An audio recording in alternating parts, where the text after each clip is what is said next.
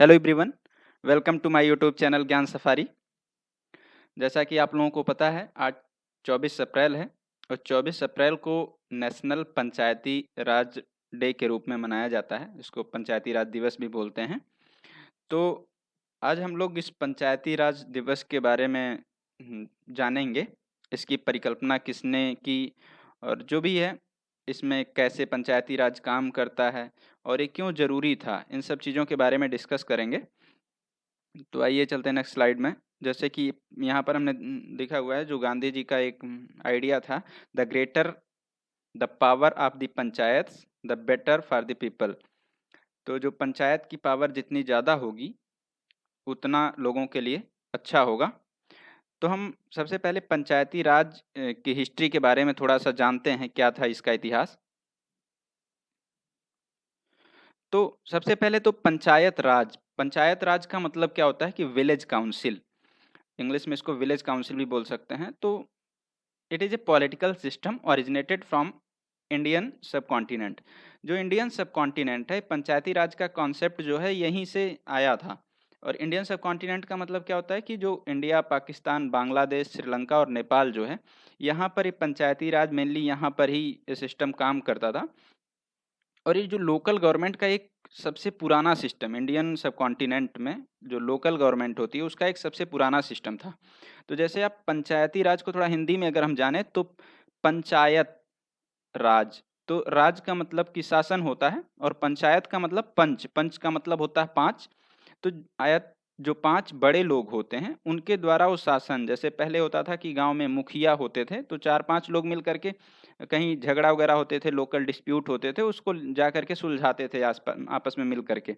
तो ये पंचायत की मतलब परिकल्पना थी। तो वो ये बहुत पुरानी मतलब पहले होती रहती थी। तो फिर बाद में ये था कि जैसे कि अगर हम देखें, इंडिया के व्यू से देखें, तो भारत जो है एक बहुत बड़ा देश है और कहा जाता है कि वर्ल्ड्स लार्जेस्ट डेमोक्रेसी है। अब यहाँ की पॉपुलेशन बहुत ज़्यादा है, एरिया भी बहुत बड़ा है। अब बहुत सारे ऐसे स्टेट्स हैं वहाँ पर पॉपुलेशन बहुत ही ज़्यादा है। तो जो स्टेट के चीफ मिनिस्टर होते हैं, हेड ऑफ द स्टेट जिनको बोला जाता है, तो वो जो है नीचे ग्राउंड लेवल तक, या जिसको बोलें कि विलेज लेवल की जो पंचायत की बात होती है, वहाँ तक वो पूरे चीज़ों को देख नहीं पाते हैं। जो रूरल एरियाज होती है वो क्या प्रॉब्लम फेस कर रही है, वहाँ तक वो बातें कभी कभी पहुँच नहीं पाती थी। तो इसीलिए इस चीज़ को ध्यान में रख करके ये जो modern Panchayati Raj of India का जो कॉन्सेप्ट था ग्राम पंचायत का, उसको ध्यान में रख करके क्या किया गया कि डिसेंट्रलाइजेशन किया गया। डिसेंट्रलाइजेशन का मतलब होता है विकेंद्रीकरण। अब जैसे चीफ मिनिस्टर के हाथ में जो पूरी पावर होती थी कि कैसे लोकल जो ग्राउंड लेवल पर या जो गांव स्तर पे लोग काम करते हैं, उनको कैसे इस सिस्टम में इन्वॉल्व किया जाए और ये पूरी जो डेमोक्रेसी के लिए बहुत सक्सेसफुल होगा। तो ये यहीं से डिसेंट्रलाइजेशन का एक कॉन्सेप्ट आया। फिर उसके बाद अगर हम इसकी हिस्ट्री के बारे में बात करें थोड़ा सा और आगे चल करके, तो अब जैसे होता है कि कुछ राज्यों का तो क्षेत्रफल इतना बड़ा है कि वहाँ पर जो सरकार में जनता की भागीदारी होती है वो बहुत कम हो पाती है। अब नगर पालिका हो, पंचायत हो और भी जैसे स्थानीय शासन होते हैं, वो मतलब जो जनता की वहाँ पर जो जनता की जो भागीदारी होती है एकदम कम होती है।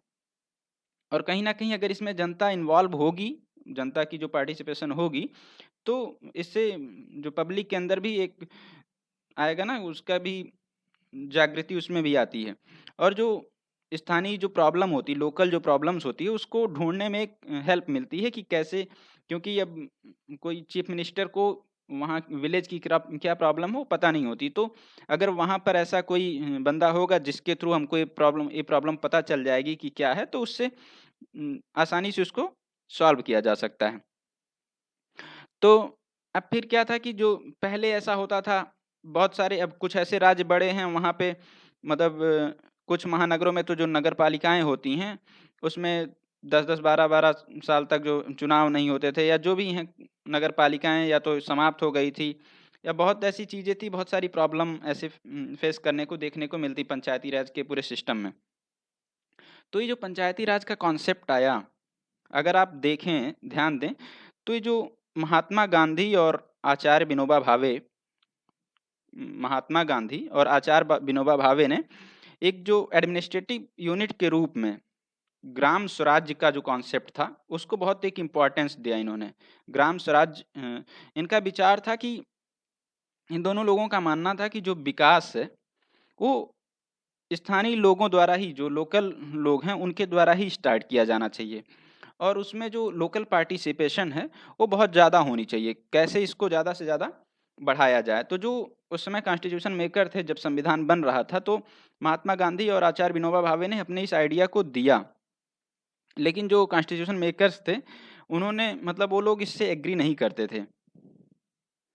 अब बात आई कि वो लोग जब एग्री नहीं करते थे फिर भी, तो उन लोगों ने इसको क्या किया कि जैसा कि मैंने बताया आपको, DPSP, directive principle of state policy, जो नीति निर्देशक तत्व हैं जो भी हैं, इसको आर्टिकल 40 में ये जोड़ा गया कि जो है आगे इन फ्यूचर चल करके ये पंचायती राज का कॉन्सेप्ट के बारे में सोचा जाएगा कैसे किया जाए। तो कहीं ना कहीं एक अच्छी चीज यहाँ से देखने को मिली कि जो इसका रास्ता एक बन गया कि हाँ, पंचायती राज का कॉन्सेप्ट जो है ये आने वाला है, और उसी को ध्यान में रख करके फिर एक कमेटी बनाई गई। जो गांधी जी का जो आइडिया था, गोल था directive principle of state policy का, जो उसमें था कि जो पॉलिटिकल पार्टिसिपेशन है लोगों की ग्रास रूट लेवल पे, उसमें उसको ध्यान में रख करके एक कमेटी बनाई गई। नेशनल डेवलपमेंट काउंसिल ने एक कमेटी अपॉइंट की और उस किसके अंदर में थी, बलवंत राय मेहता के अंडर में एक कमेटी बनी जो इस चीज़ को देख करके कि कैसे जो इसका गठन किया जाए पंचायती राज का। तो 1957 में इन्होंने अपनी रिपोर्ट सबमिट की। तो इसमें कहा गया कि जो इसका 3 टियर स्ट्रक्चर होगा, पंचायती राज का 3 टियर स्ट्रक्चर होगा, उसमें पहला क्या होगा, जिला परिषद जिसको डिस्ट्रिक्ट लेवल पर बोलेंगे, और पंचायत समिति होगी जो कि ब्लॉक लेवल पर होगी। फिर उसके बाद आता है कि ग्राम पंचायत, जो ग्राम पंचायत होगी वो विलेज लेवल पर होगी, गांव के लेवल पर होगी। फिर उसके बाद भाई सबसे पहले अब जब ये पास हो गया तो इसको मतलब इम्प्लीमेंट करने वाला राजस्थान जो है पहला राज्य बना। भारत में राजस्थान ने सबसे पहले जो पंचायती राज सिस्टम था उसको अपने यहाँ इम्प्लीमेंट किया। और ये स्कीम जो थी, इसको हमारे late prime minister Jawaharlal Nehru, उन्होंने 2 अक्टूबर 1959 को नागौर डिस्ट्रिक्ट में इसको जो है इसका उद्घाटन किया था। तो ये इम्पॉर्टेंट है आपके लिए सबसे कि ये सबसे पहला जो इसको इम्प्लीमेंट करने वाला स्टेट था वो राजस्थान था, और नागौर डिस्ट्रिक्ट में इसकी शुरुआत हुई थी। और इसकी मतलब किसके कमेटी के अंदर हुई थी, तो बलवंत राय मेहता कमेटी है, उसके अंदर में इसकी शुरुआत हुई थी। 3 टियर स्ट्रक्चर था इसका। फिर अगर आगे बात करें तो अभी जो है जो निकल करके आया, इसमें जो सारी चीज़ें बातें की गई थी, कहीं ना कहीं वो अच्छी तरीके से, मतलब एक होता है ना कि जब बहुत बड़े लेवल पे हम काम करते हैं तो कुछ ना कुछ धीरे धीरे आगे चल करके इन फ्यूचर चेंजेस करने की जरूरत पड़ती है। तो फिर भी बहुत कुछ सुधार करने की ज़रूरत थी। हालाँकि बहुत सारी चीज़ें हमको यहाँ से मतलब ग्रास रूट लेवल पे जो लोग थे वो लोग शासन में जुड़े। तो इसको लेकर के फिर बहुत सारे चेंजेज़ किए गए। कुछ बड़े चेंजेज़ ये पंचायत सिस्टम में किए गए और उसी को नाम दिया गया आपका जो पंचायती राज एक्ट, एक बहुत इम्पोर्टेंट एक्ट था। 73rd अमेंडमेंट जो कॉन्स्टिट्यूशन में हुआ था, वो पंचायती राज एक्ट का था, 1992 में आया था, 1992 में। और ये लागू कब से हुआ, 24 अप्रैल 1993, 24 अप्रैल 1993 जो पंचायती राज एक्ट था ये लागू हो गया। तो इसमें कहा गया कि कैसे मतलब विलेज लेवल पर, डिस्ट्रिक्ट लेवल पर कैसे इसको मतलब इंस्टीट्यूशनलाइज किया जाए, कैसे काम करे। और इस चीज़ को ध्यान में रख करके किया गया कि जो रूरल डेवलपमेंट है, ग्रामीण विकास कैसे किया जाए। तो इन सब चीज़ों को ध्यान में रख करके इस पंचायती राज एक्ट में अमेंडमेंट किया गया, 73rd अमेंडमेंट जिसको बोला गया। और ये 24 अप्रैल को ही मतलब लागू हुआ था। तो इसी वजह से जो 24 अप्रैल है इसको राष्ट्रीय पंचायती राज दिवस या नेशनल पंचायती राज डे के रूप में मनाया जाता है। अब अगर थोड़ा हम और आगे चलें तो जो इसमें अमेंडमेंट हुए थे 73rd अमेंडमेंट में जो चीज़ें निकल कर के आई, क्योंकि जैसा कि मैंने पहले बताया कि जो पहले आया था बलवंत राय मेहता कमेटी का जो रिजल्ट आया था, उसमें जो हमारे बहुत सारे उद्देश्यों की प्राप्ति नहीं हुई थी। बहुत सारी चीज़ें थी उसमें, जैसे आरक्षण की बात हो या जो पिछड़े वर्ग और स्त्रियों के लिए आरक्षण का जैसे मैंने बात की, और जनसंख्या के जो पॉपुलेशन थी उस रेशियो में कैसे आरक्षण हो लोगों को, या मतलब गाँव में जो प्रधान है उसके हाथों में जो पावर है वो क्या होनी चाहिए, मतलब बहुत सारी चीज़ें थी जो उसमें हमको नहीं देखने को मिली थी। तो इसीलिए जो अमेंडमेंट आया था इसमें बहुत सारी चीज़ें निकल कर के आई। तो इसकी जो मेन बातें थी वो क्या थी कि पहला, एक 3 टियर सिस्टम होगा पंचायती राज का, सारे स्टेट का। पॉपुलेशन हैविंग ओवर 20 लाख, जो भी मतलब 20 लाख से ज़्यादा पॉपुलेशन होगी तो 3 टियर सिस्टम वहाँ पर होगा। अब बात आती है कि जो पंचायत इलेक्शन है वो हर 5 साल पे होंगे, दूसरी बात आई सामने। तो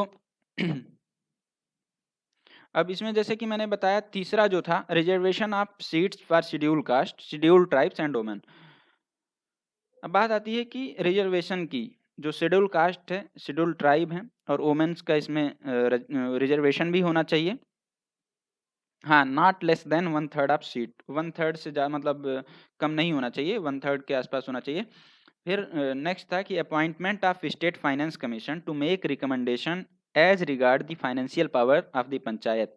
और एक और जो बात थी इम्पॉर्टेंट उसमें कि जो पैसे को लेकर के थी कि कैसे वहाँ पर जो मतलब इसमें एक फाइनेंस कमीशन का गठन किया जाए और जो भी फाइनेंशियल पावर मिलनी चाहिए पंचायत को उसको दी जाए।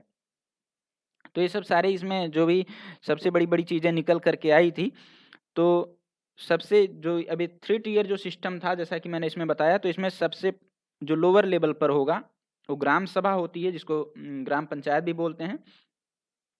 फिर उससे ऊपर थोड़ा-सा वो अपना वो आपका जो ब्लॉक होता है, फिर डिस्ट्रिक्ट लेवल होता है, 3-3 टाइप का सिस्टम निकल कर के आया था, 3 टियर सिस्टम इसको कहा गया।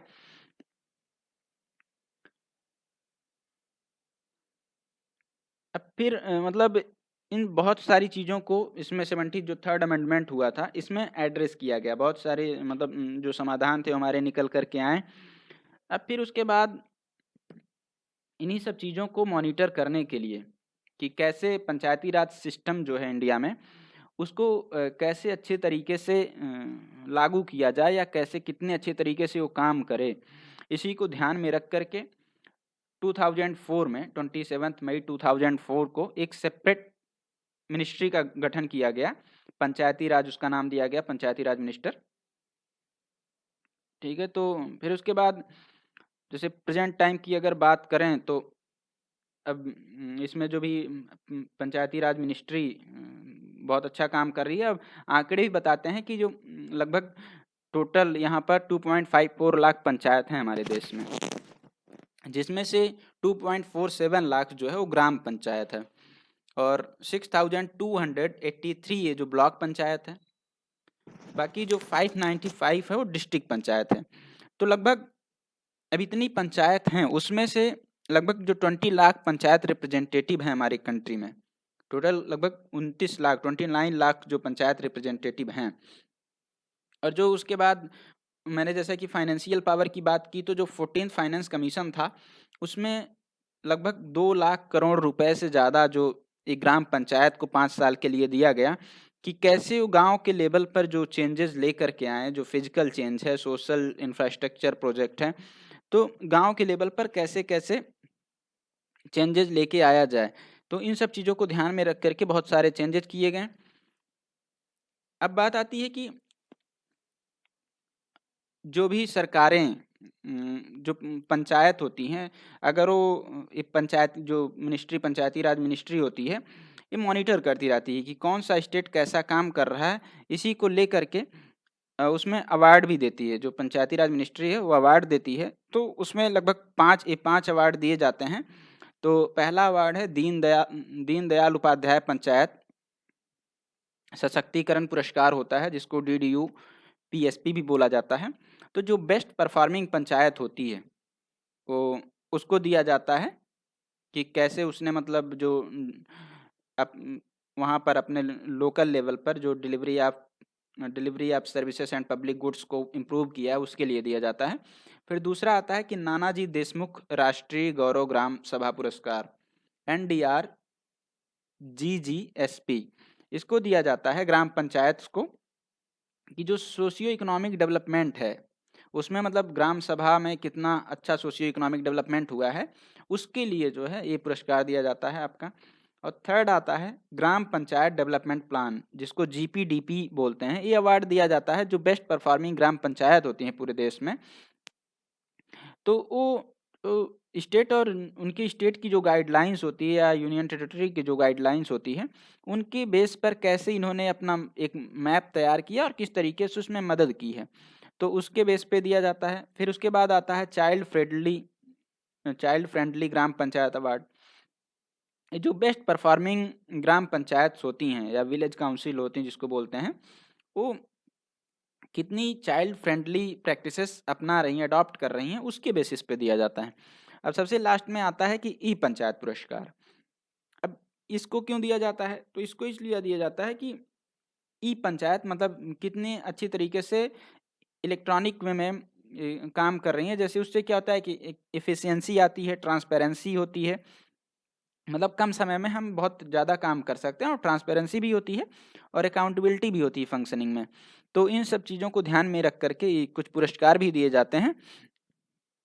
हालांकि बहुत बड़े लेवल पे इसमें प्रयास हो रहे हैं, प्रयास किए जा रहे हैं कि जितना भी ज़्यादा सुधार हो सके, जो लोकल लेवल पर पार्टिसिपेशन है उसको बढ़ाई जाए। तो उसको लेकर के सरकार प्रयास अपना कर रही है। तो जैसा कि आप लोगों को पता होगा कि प्राइम मिनिस्टर जो है आज कल कुछ जितने भी पंचायत हैं उनके रिप्रेजेंटेटिव हैं, उनसे लोगों से बात भी करेंगे, और कुछ चीज़ों का हो सकता है कुछ नई चीज़ें निकल करके आएँ तो हम लोग उसको देखेंगे।